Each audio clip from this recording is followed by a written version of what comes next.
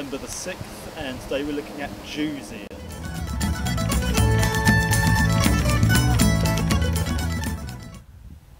Okay, well the first thing you want to do to find Jews ear is to find yourself an elder tree, preferably a dead one, because 99% of the time Jews ear grows on elder. This one actually looks like it hasn't got any on it at all, even though it is dead in places.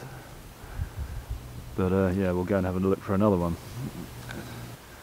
Okay, well it's looking a bit more promising here. There's lots of elder trees in this spot and plenty of dead wood on the deck, so there must be some Jews ear somewhere around here. Okay, well I found a nice branch here with plenty of Jews ear on it, and you can see it does look like an ear. I mean, it's quite jelly-like. It almost looks like it's got veins on the back of it.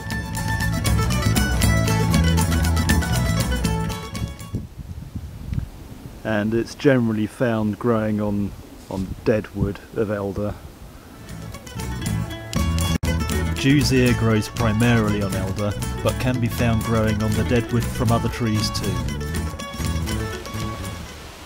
And it is very weakly parasitic sometimes on live elder, and this tree it's still got growth at both ends of this branch, and I don't know if you can see there's Jews ear growing on this tree here. A fungus like Jews ear that normally grows on dead matter is known as a saprophyte. There is little evidence to suggest it is truly parasitic, and it may be growing from decaying matter caused by another fungal infection within the tree. Okay, to get one thing out of the way, some people have started calling this jelly ear because it's not. It's political correctness gone mad. Next they'll be telling us we can't say blackbird and change it to bird of colour. But black is a colour. Jew refers specifically to a group of people. So that means you can't say Greek yogurt either. That's not the same. Why not? The name Jews ear has its history in anti-Semitism. Yeah, it's history. Get over it. But some people do find the name offensive. Well, they're idiots. It's been Jews ear for hundreds of years. No, it hasn't. Records of it being called Jews ear from pre-Victorian times. But before that it was called Judas ear, and the Latin name means Judas ear. Judas ear, Jews ear, it's the same thing. No, it's not. Judas was a person, not a group of people. Judas was a famous Jew. So? So you're an idiot. No, you're an idiot. You don't know the difference between an individual and a whole race. Judaism is a religion, not a race. You're the idiot. Now you're just being pedantic, idiot. You're an idiot. You're an idiot. You are. Idiot. Idiot. Idiot times infinity. Idiot times infinity plus 1. Shut up. You shut up. You shut up. You shut up. You shut up. You shut up. You shut up. You shut up.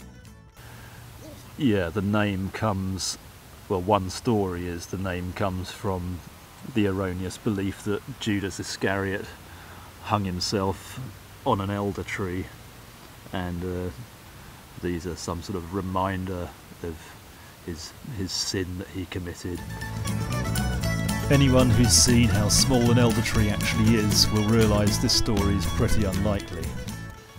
And another story behind the name is that fungi in the Middle Ages used to be known as Jew's meat, because it was poor man's meat, and yeah, there was a lot of anti-Semitism in the Middle Ages. I think all the Jews are actually expelled from England at one point. And yeah, you can see they're really quite gelatinous and slimy looking, but don't let that put you off.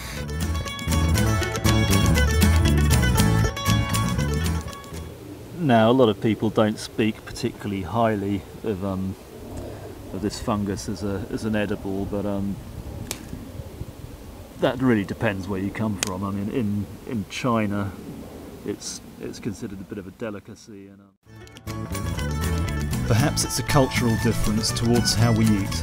In the West we seem to be more focused on flavours, whereas in the East it seems that variety of texture is also important.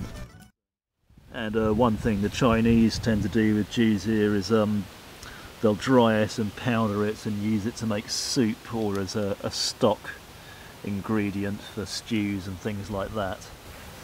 But you can actually eat it raw if you like. Most people don't really seem to like it raw. Or you can cook it, and if you want to get rid of the rubberiness, you've really got to cook it for quite a long time. And you can also completely dehydrate them and then rehydrate them for use later. And one thing which I haven't tried yet, but I intend to try, is a recipe I saw where you soak them in rum, you rehydrate them in rum, and then dip them in melted chocolate, and they're supposed to be really nice, although rum and chocolate are quite nice regardless of whether they've got juicer in them. And an amazing thing with juicer is it can get completely dried out or completely frozen and then come back to life again when conditions are right. These ones are actually dead, they finished their life cycle, but it's pretty unusual for a fungus to be able to recover from freezing like juicer does. It's quite impressive on that score. This ability to withstand freezing temperatures enables juicer to grow throughout the winter when other fungi have died off. And it does have a few medicinal properties. I mean, it's got quite an array of traditional uses. It's used in Chinese medicine a lot. I think it's used as a treatment for fevers and sore throats, as a gargle. And there has also been some scientific research done into the medicinal properties of juicer, namely its cholesterol lowering qualities as well as its blood thinning qualities. And there's also one study which suggests it may make the egg detach from the uterus. It may cause that to happen in the early stages of pregnancy, so that's possibly something to bear in mind, although it's only one study and I've never heard that anywhere else, but best to bear it in mind anyway. The subtle flavour of juicer is easily overpowered by other flavours. However, it lends itself well to acting as a thickening ingredient for stews and soups. It is in fact used commercially for this purpose in some tinned mushroom soups, so you may have already eaten it without even knowing.